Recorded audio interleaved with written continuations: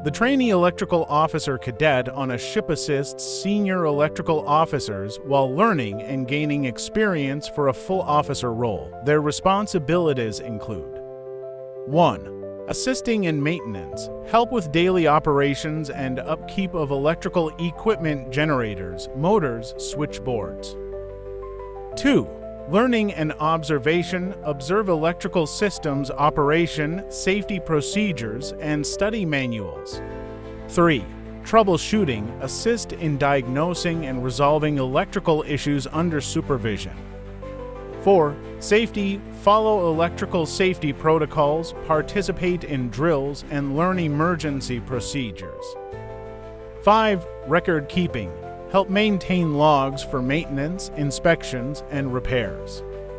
6. Regulatory compliance, learn maritime electrical regulations, including IMO and SOLAS guidelines. 7. Emergency assistance, assist in handling electrical failures, fires, and power outages during emergencies. 8. Equipment testing, participate in testing and commissioning electrical systems.